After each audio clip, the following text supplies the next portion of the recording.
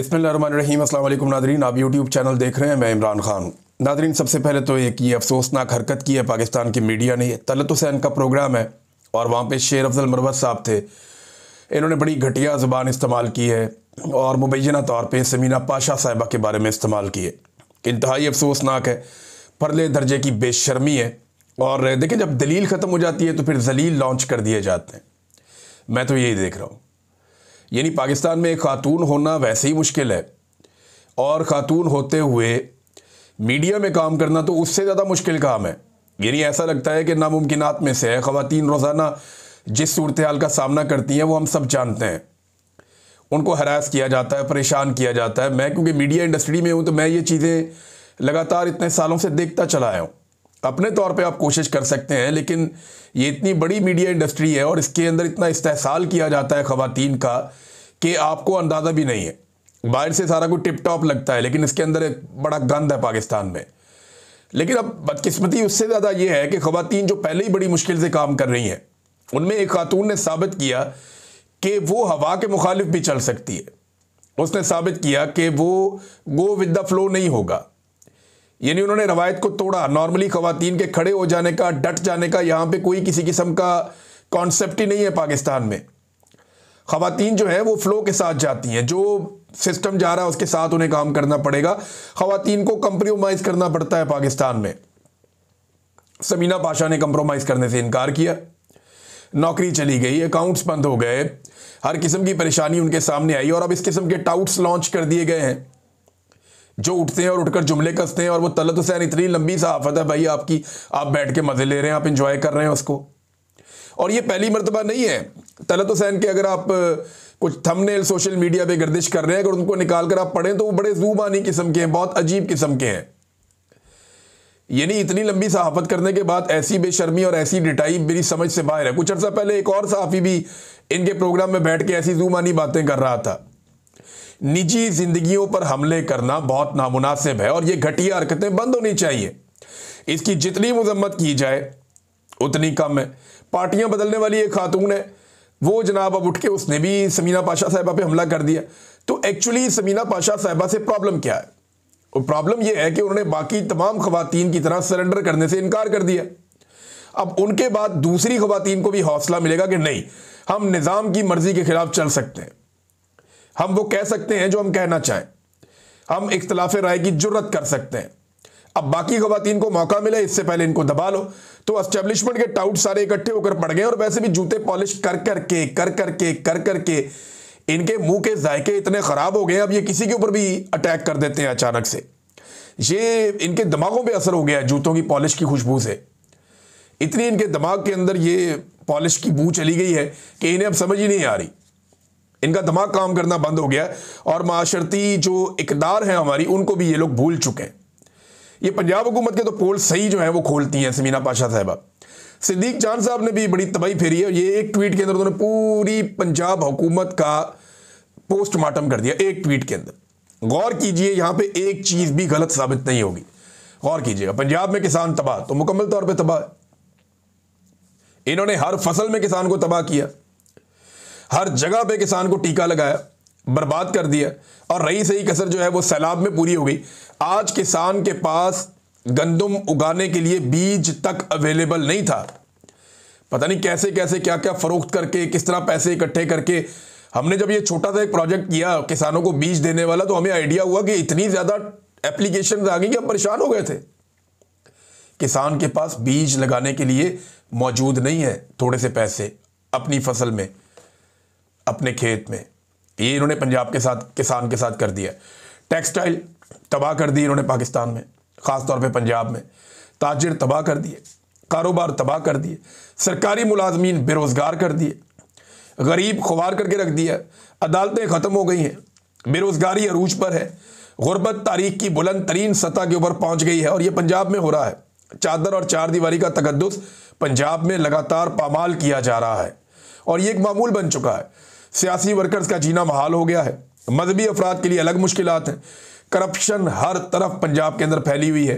School, अस्पताल, इन्हें privatise किया जा रहा है। यानी ये करते ये हैं कि स्कूलों को और अस्पतालों को प्राइवेटाइज करते हैं, वो जो लोग आते हैं वो उनको सजाते हैं, यानी जिन लोगों से पैसा वैसा लेके ये काम कर रहे हैं सारा, उनसे सजावट करवा लेते हैं और उसके बाद एक आधे स्कूल की वीडियो लगा के या तस्वीरें लगा के ये रोला डाल देते हैं कि जनाब हमने बड़ा काम कर दिया। ये प्राइवेटाइजेशन का सिलसिला जारी है। हेल्थ कार्ड जो है बंद कर दिया गया है। इनके ड्रामे और टिकटॉक भरपूर चल रहे हैं। अरबों रुपए के सरकारी इश्तेहारात ये देते जा रहे हैं और अब बड़ी स्पीड पकड़ लिया है इन्होंने इश्तेहारात देने में। पहले जरा रफ्तार में जो कमी थी अभी एकदम तेज हो गई है, क्योंकि नवंबर का महीना है, इसमें इन्होंने मीडिया को बहुत खुश रखना है। सैलाबज़दा इलाकों में इन्होंने गलत सर्वे करवाए हैं। और एक और खबर, सीटीडी ने मावराए अदालत कत्लों का अंबार लगा दिया पंजाब में। शहबाज शरीफ ने अपने पूरे करियर में कुछ 700 बंदा मारा था, जाली पुलिस मुकाबलों में मरवाया था। 6 महीने में ये जो टिकटॉक हुकूमत है, इसने एक सीनियर सहाफ़ी हैं अहमद फराज साहब जो हैं वो लाहौर में जर्नलिज्म करते हैं, क्राइम रिपोर्टर हैं, जंग ग्रुप से इनका ताल्लुक है। वो ये बताते हैं कि 6 महीनों में ये 500 से ज़्यादा पुलिस मुकाबले हुए हैं, जिनमें 1000 से ऊपर बंदा मार दिया इन्होंने मावराए अदालत। 1000 से ऊपर बंदा मार दिया सीसीडी ने। ये मरियम नवाज साहिबा का कारनामा है और अदालत में बंदों को पेश नहीं किया जा रहा। आप अदालत में लेकर जाएं, कानून का कोई तरीकाकार होता है, कोई इंसाफ होता है। कहते नहीं, बंदा मार दो, बस जस्टिफाइड है, मारी जाओ, बंदे फड़काई जाओ। अभी ये जो कत्ल है इनमें से बहुत सारे, नहीं मैं ये नहीं कह रहा कि ये बेगुनाह लोग हैं, मैं ये कह रहा हूं कि अगर ये गुनाहगार लोग हैं इनको अदालतों के अंदर पेश करें ना। जब कानून के मुताबिक सजा होगी तो दोबारा किसी की जरूरत भी नहीं होगी। लेकिन जब आप मावराए अदालत कत्ल करेंगे तो सिर्फ बदमाशी है ना। तो एक बड़ी ताकत दूसरी ताकत को कुचल रही है, हम तो ये देख रहे हैं। तो कानून की ताकत कहां पे है? कानून तो पूछ नहीं रहा। जो यहां पे लाहौर हाई कोर्ट में चीफ जस्टिस हैं वो सवाल उठाने के लिए तैयार ही नहीं है, कोई अदालत इसके ऊपर नोटिस ही नहीं लेती। तो आलिया नीलम साहिबा को इस पे सवाल उठा देना चाहिए था। वो लॉयर रही हैं, अब वो चीफ जस्टिस बनाई गई हैं लाहौर हाई कोर्ट की। उन्हें पूछना चाहिए था कि ये मावराए अदालत क्यों कत्लेआम हो रहा है पंजाब में। पूछना चाहिए था ना, इन कत्लों के रिकॉर्ड निकालें। ये दौरे हुकूमत खत्म हो जाएगा और ये सारे कत्ल मरियम नवाज के, और जो सीटीडी वाले लोग हैं ना, ये याद रख ले मेरी बात, ये इनके गले पड़ने वाले हैं। इनमें बहुत सारे ऐसे बंदे भी कत्ल कर दिए गए हैं जिनकी दुश्मनदारियां थी और वो दुश्मनियां नबेड़ते नबेड़ते यहां तक पहुंचे थे। अब उनकी फैमिलियां पीछे बाकी हैं, वो इंतजार करेंगे। जैसे ही इनके इक़्तिदार का सूरज गरूब होगा तो जवाब देने के लिए सीटीडी को भी मैदान में आना पड़ेगा और मरियम नवाज को भी मैदान में आना पड़ेगा जवाब देने के लिए। तो इस वक्त ये सूरत हाल है जनाब के कत्लों का एक अंबार लगा हुआ, और ये अफसरान अब कत्ल करते करते इतने दीदा दिलेर हो गए कि इन्होंने भत्ते और तावान वसूल करना भी शुरू कर दिए हैं। इस हवाले से भी खबरें आ रही हैं। जब आप किसी को बहुत ताकत दे देते हैं ना, एब्सोल्यूट पावर, फिर उसके नतीजे निकलते हैं। नाज़रीन, आज पंजाब बार के इलेक्शन भी चल रहे हैं। अभी जब मैं वीडियो रिकॉर्ड कर रहा हूं तो हतमी मराइल जारी हैं, कुछ देर में गिनती शुरू हो जाएगी और जब ये गिनती मुकम्मल होगी तो फिर हम आपको बताएंगे कि पंजाब बार के इलेक्शन में इमरान खान जीता या इमरान खान के मुखालिफिन जीते, क्योंकि 2 ही फोर्सेज रह गई हैं पाकिस्तान में, या इमरान खान है या इमरान खान के मुखालिफिन है। अब ये जो इलेक्शन है ना पंजाब बार का, इसमें कुछ जगह से कुछ इतलात आई हैं कि 2 नंबरी की गई, लेकिन हतमी चीज़ें हमें पता चलेंगी जब गिनती होगी और मुकम्मल रिपोर्टें आएंगी और तस्वीर और वीडियोस हमारे साथ शेयर होंगी, तो हमें पता चलेगा कि इलेक्शन कैसे हुआ, इसका नतीजा क्या निकला। नाज़रीन, इमरान इस्माइल साहब की, फवाद चौधरी साहब की, ये जो इन्होंने जोर दिया, इनकी मुलाकात भी हुई, शाह महमूद कुरैशी साहब से मुलाकात हुई। इमरान इस्माइल साहब ने दावा किया कि उन्होंने जाकर अडियाला में भी मुलाकातें की कुछ लोगों से।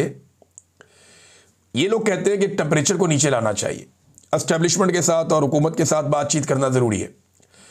फवाद चौधरी कहते हैं उनकी वफाकी वज़रा से भी बातचीत हुई है, पॉलिटिकल पार्टियों से बातचीत करनी चाहिए और वो भी चाहते हैं कि बातचीत हो। तो 2-3 चीज़ें हमें ज़हन में रखनी पड़ेंगी कि इनके पास इख्तियार कितना है। इमरान खान साहब ने बार बार इनके साथ मुज़ाकरात किए। जब फवाद चौधरी साहब ये मुज़ाकराती टीम का हिस्सा थे 2022 में, तो मेरी फवाद चौधरी साहब से बात हुई थी। तो तब फवाद चौधरी साहब ने कहा था कि ये बदनीयत है और इनके इख्तियार में भी कुछ नहीं है। ये मुझे अच्छी तरह याद है, मैं चकवाल में था, मैंने फवाद चौधरी साहब को फ़ोन किया तो उन्होंने कहा यार इनके साथ मुज़ाकरात तो हम कर रहे हैं इलेक्शन के लिए, ना इनके बस में कुछ है और ना इनकी नीयत ठीक है। तो इन्होंने करना कुछ नहीं है, इनको जो ऑर्डर मिलना है इन्होंने वही करना है। शहबाज शरीफ या ये हुकूमत है, ये सारे मिलकर पाकिस्तान तहरीक इंसाफ के लोगों की इमरान खान साहब से मुलाकात तक नहीं करवा सकते। तो इनके साथ मुज़ाकरात करने से हासिल क्या होगा? ये बात तो ठीक है कि इनके साथ एंगेजमेंट करनी चाहिए, बैठना चाहिए, बातचीत करनी चाहिए, लेकिन वो अपनी पावर भी तो शो करें ना, वो बताएं कि उनकी हुकूमत है। नंबर 1 तो बात ये। नंबर 2, ये महीना बड़ा क्रूशल होता है। नवंबर का महीना, नवंबर के महीने में आर्मी चीफ की एक्सटेंशन का मामला लटका हुआ होता है, तो इस महीने में सबको अंगेज करना बहुत ज़रूरी होता है।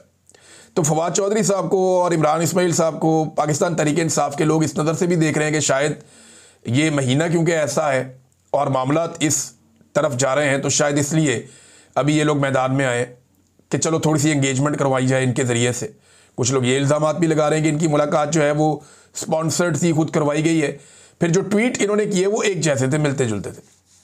अब कुछ चीज़ों के दावे जो हैं वो फवाद चौधरी साहब का एक ट्वीट मैं आपको पढ़ के सुनाता हूँ, उन्होंने क्या फरमाया। फवाद चौधरी साहब ये कहते हैं कि इमरान खान को अडयाला जेल में कहा कि आपकी जेल ने 40-50 मिलियन डॉलर की मईशत पैदा कर दी है।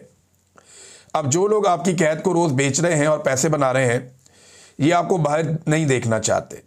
इमरान खान हंस पड़े और कहा कि सही कह रहे हो, मैं देखता हूं जब भी इमरान खान की रिहाई के लिए कोशिश होती है ये तबका खारिजदा कुत्ते की तरह रद्द-ए-अमल देता है। फौज के इतने मुखालिफ हैं तो अफगानिस्तान चले जाएं, जंग का शौक पूरा कर लें। इमरान खान की रिहाई के लिए नून लीग, पीपल्स पार्टी और एस्टेब्लिशमेंट समेत तमाम पाकिस्तानी कुव्वतों से बातचीत करना ज़रूरी है और हम ये करेंगे। इमरान खान रिहा हों और अपने फैसले खुद करें। इमरान खान साहब बाहर आ जाएं तो फिर तो मसला ही हल हो जाता है ना। वो ज़्यादा बेहतर जानते होंगे उनकी पार्टी कैसे चलानी है, किसको आगे करना है, किसको पीछे करना है। लेकिन फवाद चौधरी साहब चलें, मान लें कि अगर नेक नियत से भी काम कर रहे हैं तो फिर भी इनके खिलाफ जो पीटीआई के लोग इनके खिलाफ हैं, उनका ये कहना है कि ये मुश्किल वक्त में इमरान खान को छोड़ गए थे। लेकिन इसके बावजूद फवाद चौधरी का ये कहना कि हम अपने तौर पे कोशिश करेंगे, ये एक अलग बात है। लेकिन इस वक्त अचानक से बहुत ज़्यादा एक्टिव हुए हैं फवाद चौधरी साहब, इमरान इस्माइल साहब और दीगर लोग भी। इन्होंने टीवी चैनल्स को इंटरव्यू भी दिए हैं और सोशल मीडिया पे बयानात भी जारी किए हैं और सख्त बयानात जारी किए हैं। तो देखते हैं कि ये इमरान खान साहब के लिए कोई रिलीफ ले सकते हैं या नहीं ले सकते, और अगर ये कोई एफर्ट हो रही है तो इसमें पाकिस्तान तहरीक इंसाफ अपने आप को शामिल करती है या अपने आप को इससे बाहर रखती है। और अगर इमरान खान साहब के पास कोई जाता है और उन्हें बताता है कि ये लोग इस तरह की बातें कर रहे हैं, तो इमरान खान साहब का इसके ऊपर रद्द अमल किस तरह का आता है, ये नाज़रीन बहुत ज़रूरी है। एक और ख़बर है, ये भी बड़ी दिलचस्प खबर है। खबर यह है कि जो बैरून मुल्क जा रहे हैं पाकिस्तान से, उन लोगों को रोक रोक के एयरपोर्ट पे ये कहा जा रहा है कि जनाब आप बाहर जाके गायब हो जाएंगे। उनके पास वीज़ा भी होता है, पासपोर्ट भी होता है, प्रोटेक्टर भी है, प्रॉपर डॉक्यूमेंट हैं, वो बाहर जा रहे हैं मेहनत मजदूरी के लिए, उनको रोक लिया जाता है एयरपोर्ट पे और कहा जाता है जनाब अब नौजवानों को बाहर जाने से रोका जा रहा है। और एफआईए रोक रही है ये कहते हुए कि जनाब आप बाहर जाके गायब हो जाएंगे। पाकिस्तान में बंदे गायब हो जाते हैं, पता नहीं चलता किधर गए, जबरी तौर पे गुमशुदा, ढूंढ ढूंढ के घर वाले थक जाते हैं। तो बाहर जाके बंदे गायब हो जाएंगे, ये क्या मतलब है? उनकी फैमिली से तो उनका राब्ता होता ही है। देखिए कुछ अर्सा पहले हमने जब ये आवाज़ उठाई कि बहुत ज़्यादा ब्रेन ड्रेन हो रहा है पाकिस्तान से, नौजवान पाकिस्तान को छोड़ छोड़ के भाग रहे हैं और वर्ल्ड रिकॉर्ड लगा दिया पाकिस्तान ने। पाकिस्तान से ज़्यादा दुनिया के किसी मुल्क के लोग अपने मुल्क को छोड़कर नहीं भागे। जहाँ जंगें लगी हुई है ना, वहाँ से भी लोग ऐसे नहीं भागे जैसे पाकिस्तान को छोड़ छोड़कर पाकिस्तानी गए अपना सरमाया लेकर, अपना हुनर लेकर। आर्मी चीफ ने इसको कहा कुछ अर्सा पहले ब्रेन गेन है। ये हम कह रहे थे ब्रेन ड्रेन है, आर्मी चीफ ने कहा नहीं ये ब्रेन गेन है। और अब उसी ब्रेन गेन को रोकने के लिए एफआईए को मुतहरिक कर दिया। तो किसी एक पास से टिक भी जाओ, किसी एक तरफ रुक भी जाएं आप लोग, क्योंकि कभी एक बयानिया कभी दूसरा बयानिया, ऐसे तो मुल्क नहीं चलता। और मुल्क चलाने के लिए आप कर्जे पे कर्जा लेते जा रहे हैं। ये एक और रिपोर्ट है नाज़रीन मेरे पास, और ये कर्जे के हवाले से रिपोर्ट है। ये रिपोर्ट बता रही है कि गुज़िश्ता एक साल में 10,000 अरब का हुकूमत ने अपने लिए कर्जा लिया है। यानी हुकूमती कर्जे में 10,000 अरब का इजाफा हुआ एक साल में। यानी हर महीने लगभग 900 अरब रुपया लिया गया। 900 अरब रुपया हर महीने लिया गया। मैं ये जो 10,000 अरब है ना, इसमें से ज़्यादा नहीं पूछता, 20% मुझे हुकूमत बता दे कि उन्होंने आवाम पे कहाँ खर्च किया। अगर 10,000 अरब रुपया कर्जा लिया है, वो कहीं नजर आएगा ना आवाम पे खर्च होता होगा, जनाब ये चीज़ हमने बना दी, ये चीज़ हमने बना दी, इससे आवाम को फ़ायदा हो गया, ये वाला मनसूबा हमने किया, इससे आवाम को फ़ायदा हो गया, ये वाली चीज़ हमने ये की, ये देखें ये प्रोजेक्ट आपको नज़र आ रहा है। टके का काम इन्होंने नहीं किया। 10,000 अरब रुपया कहाँ गया, इसका जवाब आपको कोई नहीं देगा। आप 20-25 हज़ार अरब का जवाब मांग लेंगे जनाब, वो आप यानी 10,000 अरब है ना, उससे आप 2-2.5 हज़ार अरब का आप हिसाब मांग लें, यानी 2500 अरब का आप हिसाब मांग लेंगे जनाब, ये आप हमें बता दें कि ये पैसा किधर है। 10,000 अरब तो बहुत दूर की बात है। ये उसका भी हिसाब नहीं दे पाएंगे। और जब आप इनसे जवाब मांगेंगे तो ये आपके ऊपर अटैक करेंगे, आपके ऊपर हमला करेंगे। बजाय जवाब देने के ये आपके ऊपर गद्दारी के और बगावत के मुकदमे बनाएंगे। नाज़रीन, खैबर पख्तूनख्वा के अंदर एक्टिविटीज़ बहुत तेज़ी से जारी हैं। सुहेल अफरीदी ने एक तो बांध लिया सारी पॉलिटिकल पार्टीज़ को कि आओ बैठो बात करें दहशतगर्दी के ऊपर, ऑपरेशंस के ऊपर, मादनियात के ऊपर, खैबर पख्तूनख्वा के पैसे के ऊपर और जो उसका हक मारा जा रहा है उसके ऊपर। अब जब खैबर पख्तूनख्वा की जमातें बैठेंगी तो एक मुश्तरका लायामल आएगा। एस्टेब्लिशमेंट उसको रोकने की पूरी कोशिश कर रही है, लेकिन इस बीच में ये कुछ तस्वीर मेरे पास आई। मेजर ताहिर सादिक और ईमान ताहिर की मुलाकात हुई सुहेल अफरीदी साहब से।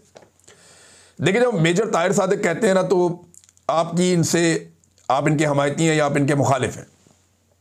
आपको एक बात माननी पड़ेगी कि ये अटक की एक बहुत मजबूत सियासी शख्सियत है और इस्लामाबाद जब भी एहतजाज के लिए आएगा खैबर पख्तूनख्वा तो ये अटक बहुत इंपॉर्टेंस इख्तियार कर जाता है। गंडापुर के भाई ने मुझे एक दिन ये कहा था, फैसल गंडापुर ने गालिबन, कि मेजर जो है वो एक शख्स नहीं है, वो एक ज़िला है, कि ये पूरा एक ज़िला है मेजर ताहिर सादिक, ये इतना मजबूत आदमी है। तो उन्होंने ये दावा किया था।